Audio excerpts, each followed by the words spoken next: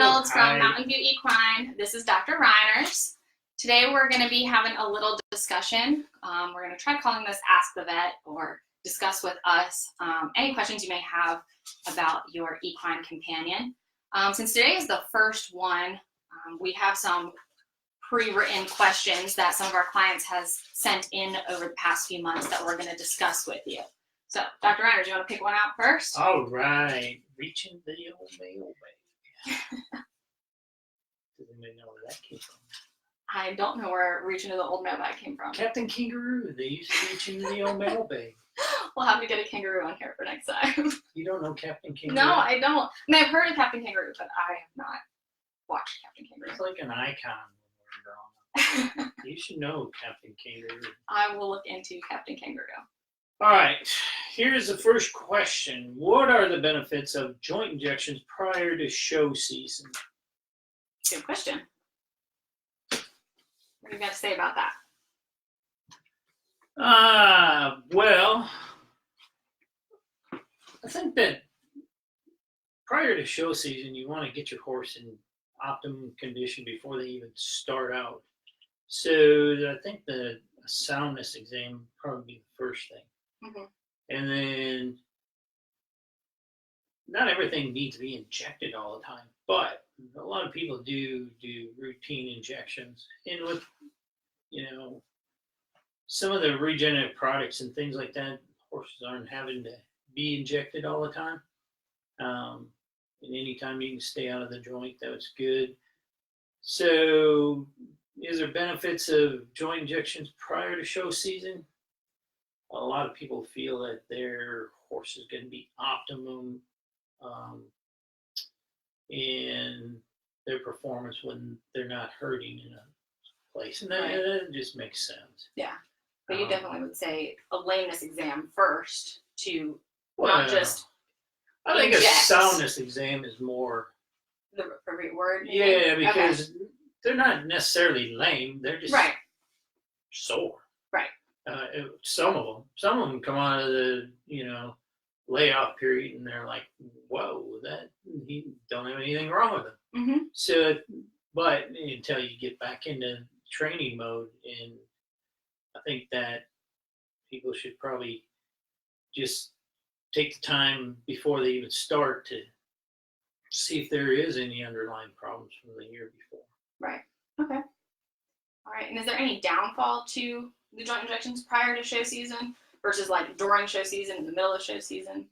Well, if you do it before show season, you got time where, there's USEF has got rules on steroid use and things like that, and so does FEI. Right. So you want to be out of the range of any injections so that you're compliant with their rules. And then you just touch them up as time goes on. Okay. But it gives you a lot more time. So, like, let's say you injected a hock because it showed some mild soreness, but it wasn't getting any better. And it's not like, oh, I got to get this horse going before this weekend. Well, if you started a month before, you got time to work on things like that. Right. Okay. Well, good. That makes sense. If you guys have any other follow-up questions regarding that, please feel free to comment. The next question there. Oh, I'm looking at buying a horse, but it had joint injections in the past. Well, let's go along with this one. Yes. Should this affect my decision whether or not to buy this horse? That's a question I feel like I get all the time. And, there's lots of other factors that go with whether or not to buy a horse. But I have had this question in the past. What would you say about this? Do joint injections ruin a horse? Well, joint injections can ruin a horse. Depends on what you inject in there. Right. What happens afterwards. But I think that, most of the show horses out there have had joint injection. I'm just guessing most. I don't have any statistics on it or anything. But if you're buying a well-trained show horse, like let's say you're buying a 3-foot jumper, Mm-hmm. they had to do some work to get there. Right. And if he's toting around, a teenage kid that is easy going and this thing is well trained, he had a lot of work to get there. Right. And if he had to have a lot of work done, he's probably going to have some joint injections in his history. Mm-hmm. If not, he's probably going to have it in his future. Right, exactly. Because they get sore. I mean, they work hard. Mm-hmm. And I think that as long as there's no underlying changes to the joint and severe osteoarthritis, all of them get probably some form of arthritis, but they probably, if you can keep them sound with some joint injections, I'm not too fast on just saying, oh, then better stay away from this horse because you're going to have to inject them once or twice this year. Okay. Because they're going to work. They need to be helped along. Mm-hmm. Definitely. So it just goes along with, every show horse probably needs some injections at some point in time. Okay. It's just a matter of when and not a matter of if. Okay. I believe. Wonderful. Well, I hope that answers some questions out there. If anybody is looking to buy a horse, you should definitely have a vet look at a horse prior to purchasing it, no matter what. All right, next question here. My horse trips when riding. What can I do? Not ride it. No, ride it. What do you think? Well, there's quite a few things that could be wrong. Off the top of my head, are the toes too long? When's the last time the farrier was out there? Is it in the proper shoes? But then to go farther, it could have a lameness issue, or it could have, pain somewhere that's causing it to not want to pick up its feet and move along. Mr. Lameness expert, though, what do you think is the main reason for like tripping? I said, there's many things. Farrier-manship, the type of ground it's on, underlying neurological things. Mm-hmm. It's a horse balanced overall. Again, hocks and stifles are really big on, when horse is just dragging its toes along the ground. But again, the horse has to adapt to certain terrains too. So if they're switching back and forth, and your arena is way on level and you're trying to get him to do hunter on, and he's starting to trip and things like that. I mean, there's a lot of things that can go wrong. Back problems, hip problems, the way the rider is riding, all of them in conjunction with each other. Mm-hmm. So it's one of those things, if your horse is starting to trip, it definitely needs to be looked at. And you just need to sort it out. There's no one thing that just pops up. Because we've seen horses that, out there stumbling around a little bit, but still does his job, still can go over the jump, and then, he comes up and he has EPM, and you're like, right. Whoa. Yeah. You never really showed signs except for a little tripping. Right. And then you get some of those have hock problems, and you treat the hocks, and boom, they're back to normal. Right. So I think it's a multitude of issues, and one of those things you really got to sort out. Mm-hmm. And definitely, if he's tripping and going down, you don't want to just keep riding and try to ride it out of him. I mean, other thing is, I mean, they got to be strong enough too. But if you've had a veteran horse and now he starts, and then it's a big issue. Right. I mean, I've ridden young horses back in the day, and one in particular, this horse, I couldn't chase a cow across the field because this horse would trip all over the place. Oh, wow. Now, back then, we never had things such as a lame horse. Right. You just we, kept going. we never really knew what was going on, and he could jump. You could bring him in the arena, and he would go beautiful. You take him out in the rough terrain, up and down hills, and through the woods, and across the field. He couldn't do it. Yeah. I mean, I don't know how many times we fell on him, but he wasn't raised that way. He was raised working in an arena. Right. So was there really something wrong? I don't know if it was just him or yeah. There was something actually wrong because back then nobody had a lame horse, right? Unless he was hopping around on one foot and 3 legs. Yeah. Okay. So don't keep riding your horses if it's tripping. Be safe, but definitely it is something to look into. What do we have next there? Moving right along. I think you got 2 stuck together there. Wow, this one. All right. Here's the first question.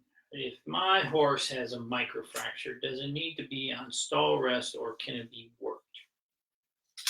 Say any type of fracture, let's get that fracture healed before we put it into work.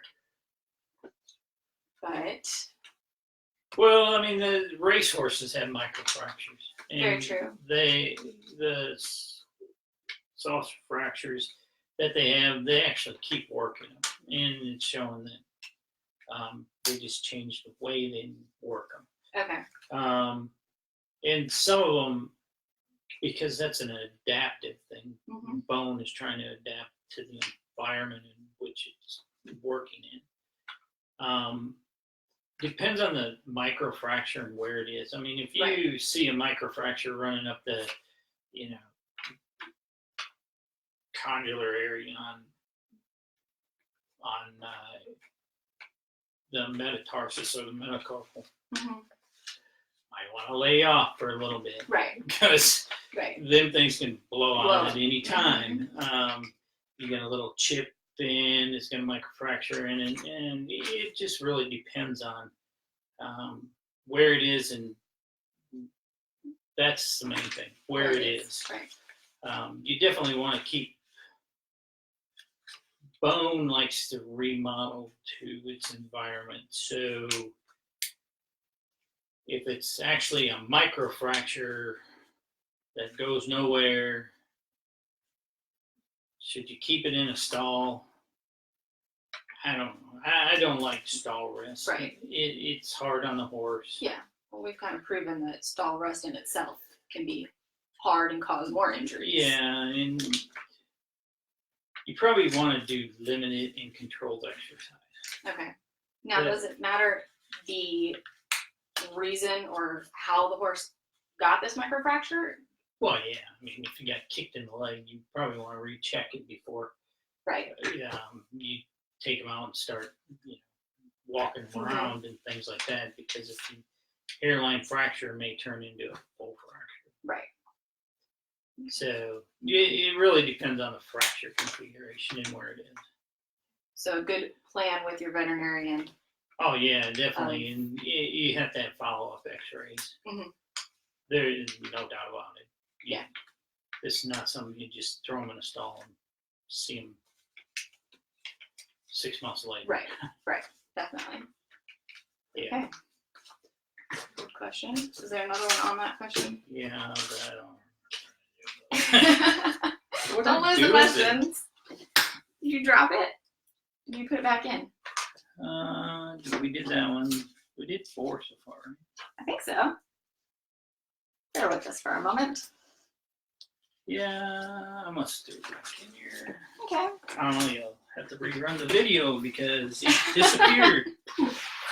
Maybe one of our viewers can tell us where it went. Did anybody see where Dr. Reiners put it? Well, we'll keep moving on. And My horse is catching in the stifles. What can I do? oh, this is well, all of it's been somewhat your area of expertise, but catching in the stifles is something you know quite a bit about. What do you think? Well, catching in the stifles, one, it could be a sign of weakness. Young horses, as they're growing, they're just weak in their hind end.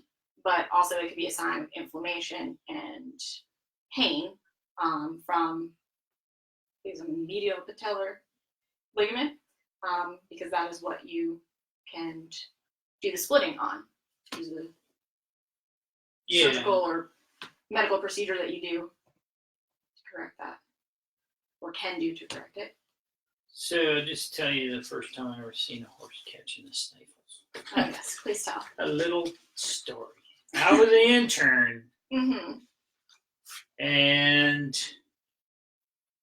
I get called out to the farm, and I didn't know anything as an intern, but you know,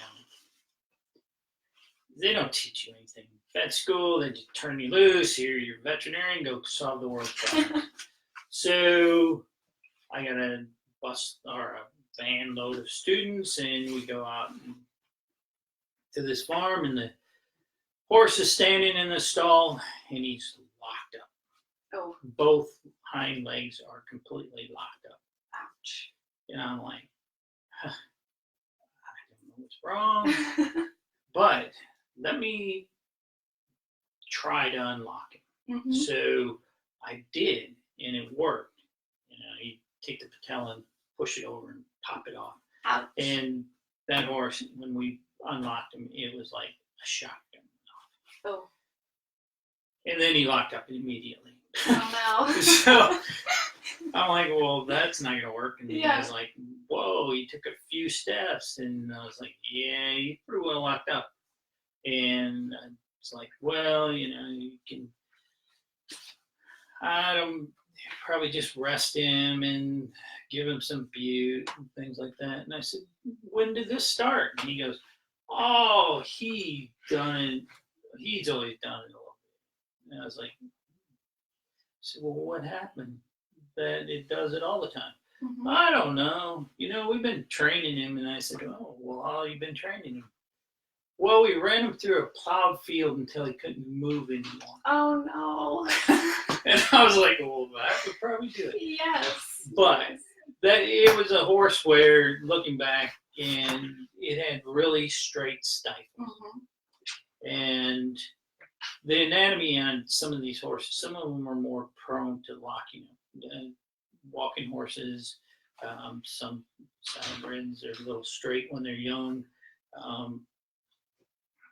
Friesians, it's breed. I mean, in the growth of the horse, how it grows. So it's not something I think that, I never read that it's a genetic thing. It's more of how the horse grows thing. Okay.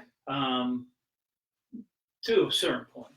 That horse in the story, he was so sore, muscle sore, and we actually took blood work, and his muscle enzymes were off the chart. Oh. Things like that. So he definitely had a reason to be sore all over and couldn't move. Because it's like doing squats for the first time. The next day you can't even sit down at all. You're like, so sore. I'm locked up. Yes. So the reasons for catching is, you know, one is inflammation, like you said. Some of them get inflammation from locking up because when that patella pops off that stifle, I mean, it's pretty dramatic. Some is muscle weakness in the quadriceps muscles where they're not strong enough. They actually got to pull that patella up and move it over in order to unlock it. So each time they do that, they got to unlock that thing. Right. Okay. In straight-legged horses, the angles, I mean, it's probably about 2 to 3, 4 degrees difference, and you probably got a big thing. So certain things you can do. I mean, the younger horse definitely are probably more problematic, and some of them will outgrow it, some of them won't. Right. When an older horse does it, there's a problem someplace. Right. So you want to actually treat the problem or find out what the problem is. And inflammation, even EPM, I've seen a horse with EPM that would lock up all the time. Out in Arizona, I had a chiropractor. He would go out and do chiropractics on these horses. Didn't help. I don't know. Yes and no, maybe. Right. I don't know. Maybe.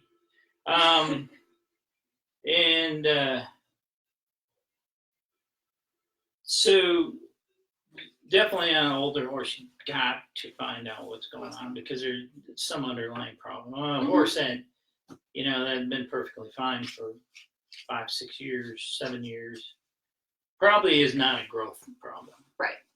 That makes sense. And I mean, we actually see some horses, like teenagers, that start locking up. Right. The younger horses, some of them will outgrow it. Some of them need help. And there's several different ways of working with these stifles. I mean, if they just got some inflammation in there, you want to check for OCD lesions. You got to check for ligament problems, bony problems. And if all looks good and you can do some medial patellar ligament splitting. Some, like minis, sometimes you actually got to cut that medial patellar ligament, which releases, they don't have a lockup mechanism. Right. But it will scar back in. But that's probably on the extreme side. I know some areas they actually just go right to that, but I'm not one to advocate for that. Right. Internal blistering used to be the big thing. Yep.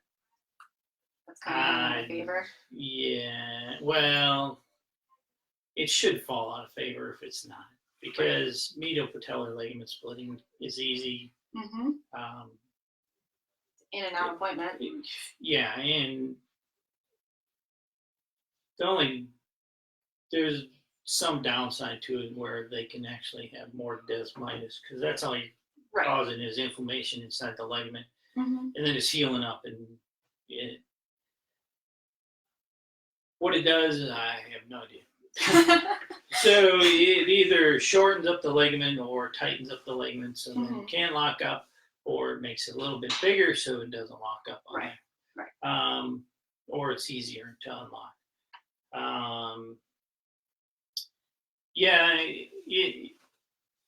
And some horses respond quickly to the medial patellar ligament splitting. I've seen them like in 1 or 2 days, and they're back to working. But some of them take up to a month or 2. Right. So, in changing the angles on their feet, some of them you just put a little heel on them. Right. And that changes the angle of their stifles, and sometimes that's all they need. Just really, it's one of those things that you need to do some trial and error on each horse to see what works. Okay. Yeah. But a locking stifle isn't like the end of a horse. There are things. Oh yeah, there's multitudes of things. Wow. Definitely. Yeah. Okay. Well, great. Hello. People actually watch. Yes. See, we do have some followers. All right. My horse is lame. Is this an emergency? Well, that is a very broad question. Yeah. What's it lame from? Right.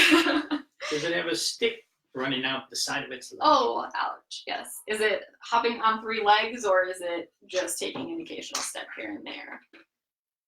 How would you like to answer that? Because it is such a broad question. If your horse is 3-legged, is that an emergency? I think so. Okay.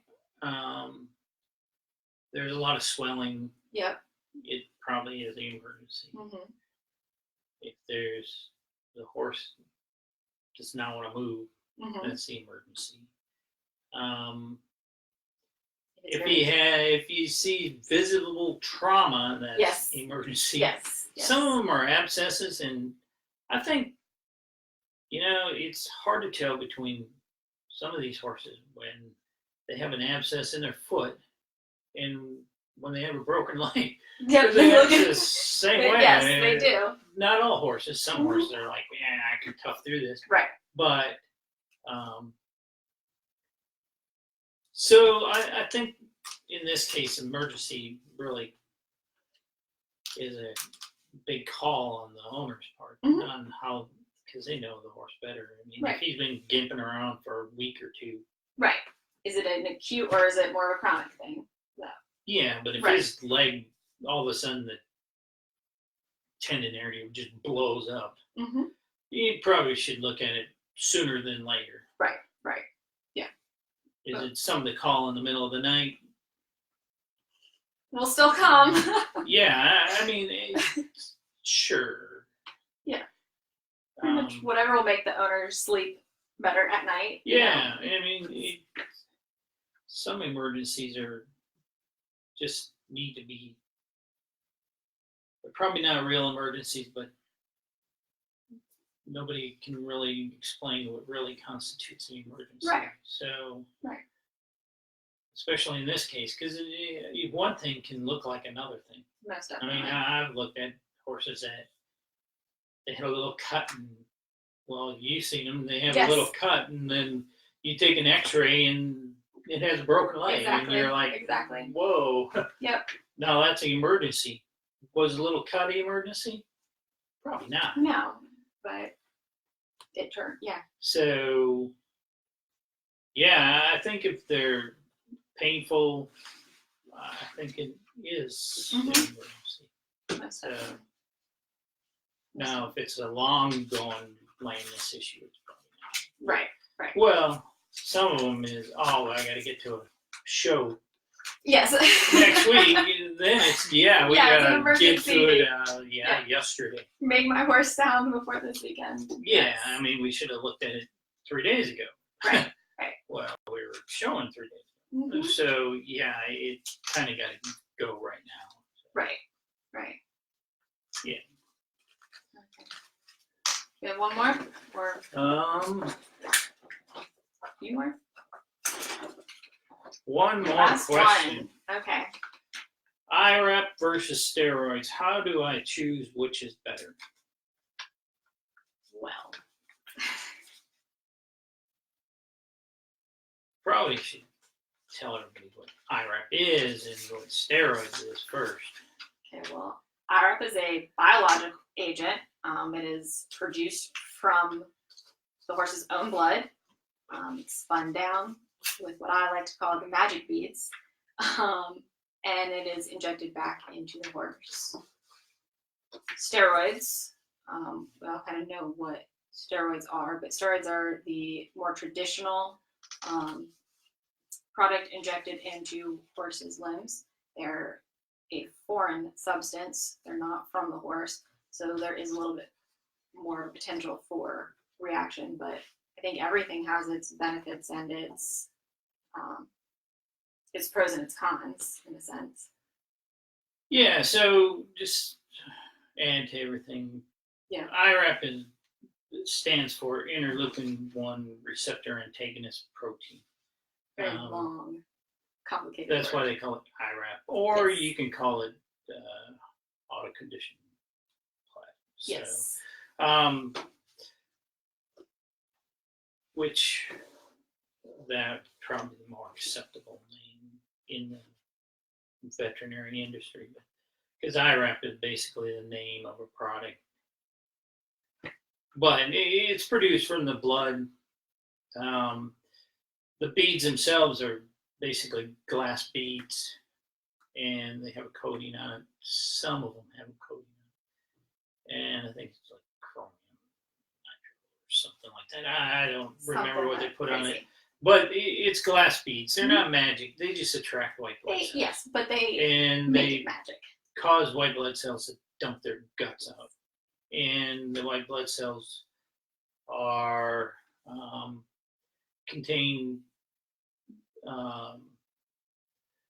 interleukin-1 receptor antagonist protein, because interleukin-1 and tumor necrosis factor are the two main things that trigger inflammation. Mm-hmm.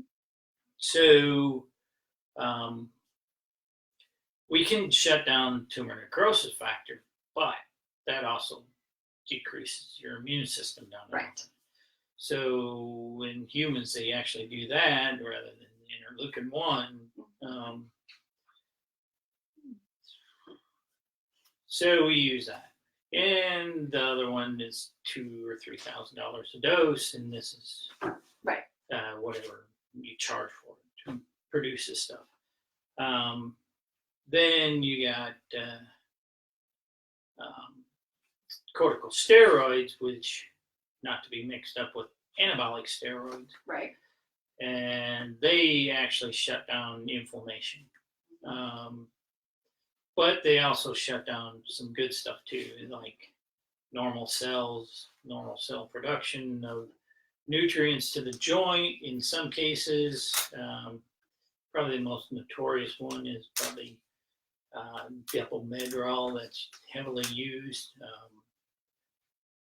You're looking at several days of nutrient shutdown to the joint when you use that. And it can cause mineralization in tissue. Right. Which is you'd kind of like to stay away from that unless you have to use it. And steroids in themselves, are they bad? In the sense they are, because they shut down the inflammation. But, I mean, some of the research, if you give a shot of triamcinolone, over on the other side, there's actually an increase in polysulfate glycosaminoglycan production just because of that one shot. Which that helps joints. Yes. And so in the most cases, it's probably okay. But the steroids and like triamcinolone also has a downside, which it's been implicated in triggering laminitis in some horses. Right. Ponies and fat horses are probably the number one thing that we look out for, but there's also underlying horses out there that, repeated injections of steroids,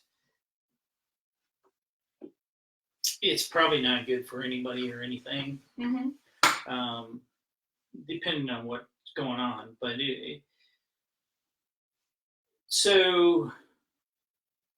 and it's short-lived. I mean, the steroid will stay in the joint or even in the body probably for 1.5 to 2.5 days maximum. Right. I the mean, effects of it last longer. I mean, you're injecting the joint for the effect of the product, not the product to stay in the joint. Right. Because whatever you put in the joint is going to go in the body.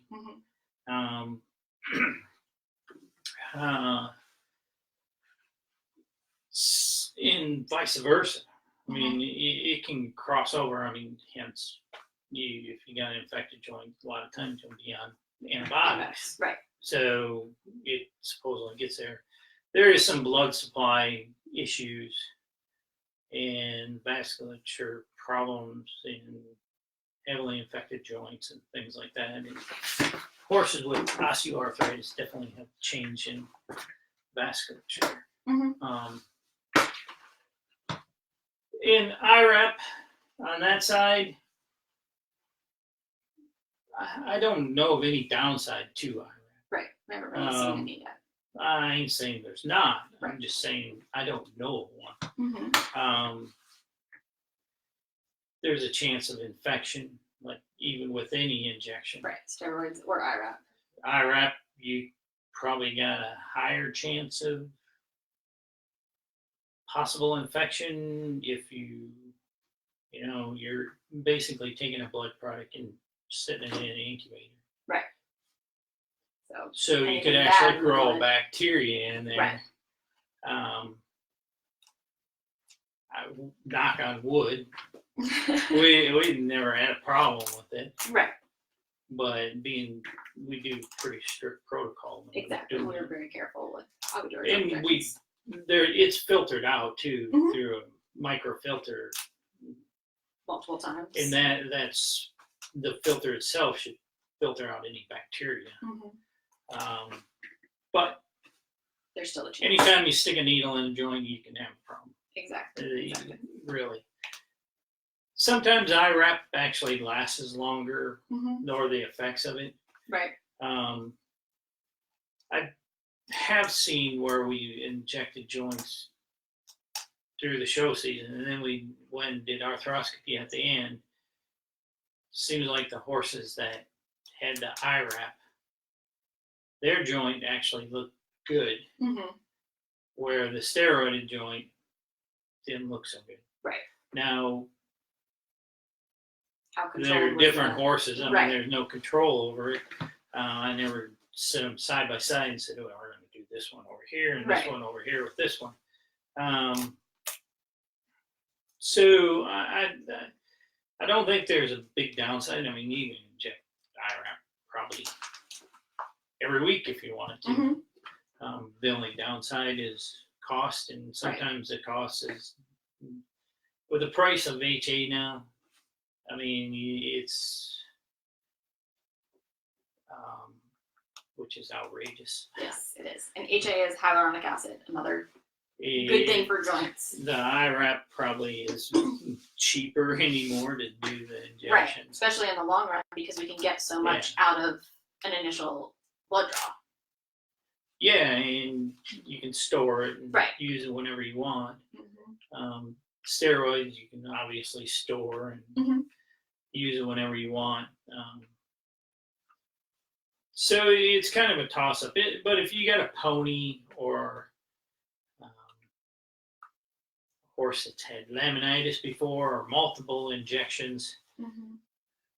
it's probably better to use IRAP Mhm. on those horses, especially when you've injected a horse with steroids multiple times and it keeps popping back up. You might want to go find out what's wrong, Right. and fix that problem. Or if it's non-fixable and you're just trying to carry this horse over, probably try something different. IRAP, some biological thing, PRP. Sometimes you can use that.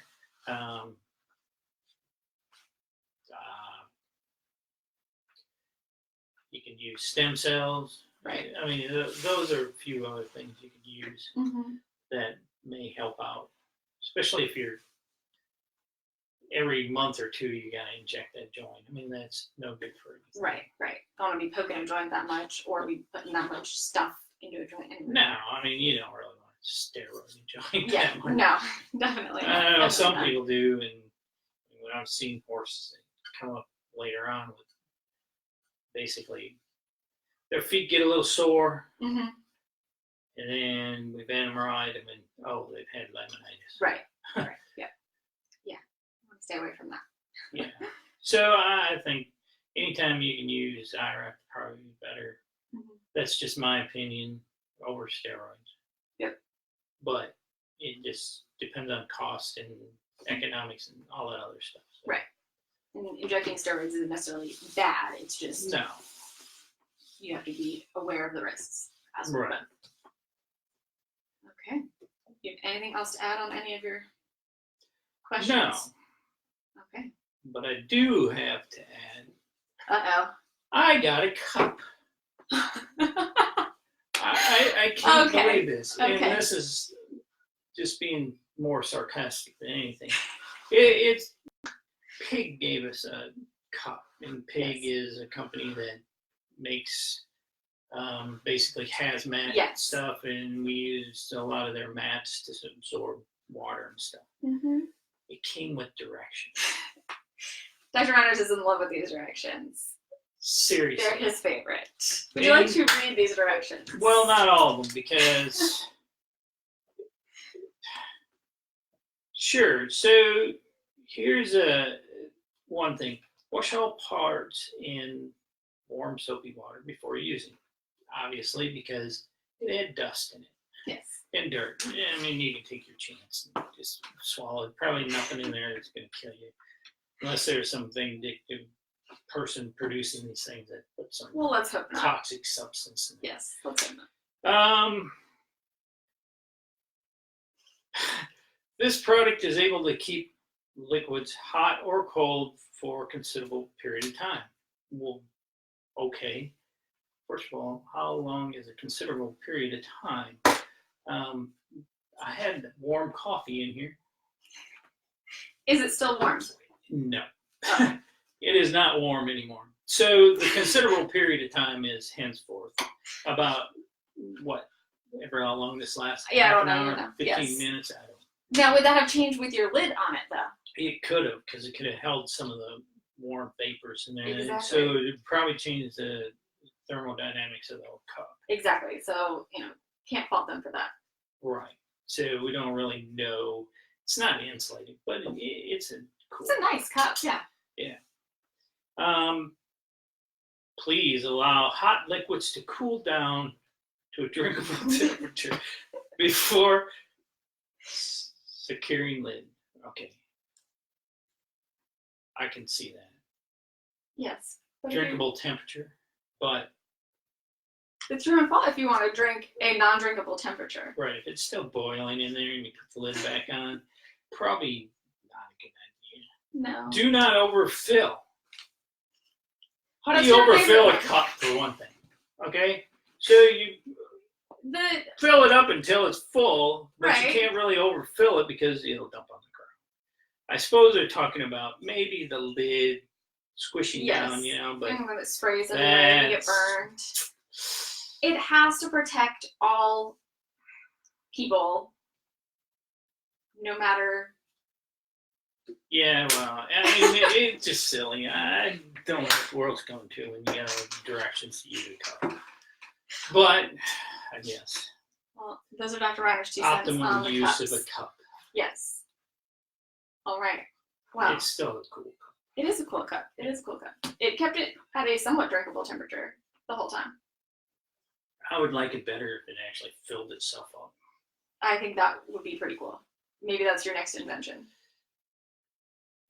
Probably not. I'm not that intelligent. I couldn't figure out. We'll stick to If horses. there's a waterfall of Yeah. coffee. Yeah. But yeah, I don't know if I can handle that one. All right. Well, maybe one of our viewers can help you out with that. All right, cool. All right. That's for y'all. Let's make sure we don't have any questions on here. Actually, we do. So I'm going to get real close to the screen to be able to read this. The long-term effects of the stifle splitting or cutting. If you cut stifles, the long-term effect, they've implicated in patellar microfracturing. I mean, some of them, you can see some instability in the patella. You can sometimes see some arthritis or osteoarthritis starting. There was a study done a long time ago in Colorado State. I know that there's one study out there that says there's no downfall to it, which, if you're cutting ligaments, God gave them ligaments for a reason. Right. So, in minis, I don't think it's a big thing. I'm not carrying the weight Well, or doing the amount of work. if they're athletic animals, like as in, we're pulling carts and stuff like that. But some of these horses, I think there should be a criteria. If you're going to cut the stifles, meaning cut the medial patellar ligament in half, so it comes apart. Yeah. Not splitting. Mm-hmm. Cutting it, I think there should be you should probably utilize other avenues before you actually go there. And, Right. and if it don't work, then cut the things. Right. But try. And see if it works. Mm-hmm. Because the ligament's there for a reason. Yep. It helps in stability of the whole area. Mm-hmm. Medial patellar ligament splitting. Oh, well, cutting the ligament, what happens is a scar tissue. And a lot of these horses we look at for pre-purchases, you can tell right off the bat that they cut their stifles. Mm-hmm. I mean, a lot of them will have scar tissue. Right. A lot of scar tissue. Mm-hmm. Not all of them, but a lot of them will. Right. The medial patellar ligament splitting, most of the time, once that's all healed up, you can't really tell. Right. That there was anything that we did. Mm-hmm. Long-term effects of it, there's really not, because you're not like completely destroying the area. The short term, you can have more inflammation in there, because you don't really have a, how many times should I poke this ligament? Nobody ever figured that out, nor have I, even, 10, 15 times, okay? Mm-hmm. Some take 2 or 3 times. Right. Some take an 18 gauge needle, some take a 14 gauge needle, mm-hmm. Some take a 20 gauge needle. So don't really know. There's no set thing, because we just never came up with one. Right.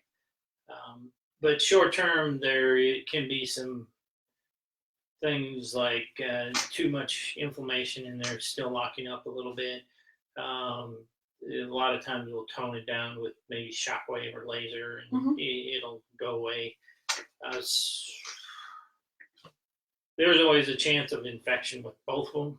Right, because you're still but going into the body. And some people say, well, don't hit the joint. Well, yeah, you don't want to really go in there and jab away at the joint. Right. But most of the time you're not, because you're coming in at a different angle. Mm-hmm. So I don't, long-term effects, it works. Yeah. So, and we basically got, 40 some odd horses with probably, I would say about 90% are, it worked on. Right, the splitting worked on. Yes. Yeah. Yeah. And I know there's, over in Europe, they're using it on those Frisians. So. Mm-hmm. Yeah. And the next time we have one that comes into the clinic, if the owner will let us, we'll definitely try to post that on here as well, because it's a pretty cool, like we said, simple procedure that Dr. Reiners does. So, all right. Thank you for your question. If there are any other questions, please feel free to leave comments here. You can send comments through our Facebook, through our email, or through our website. Thank you so much for watching. Check in later for more videos.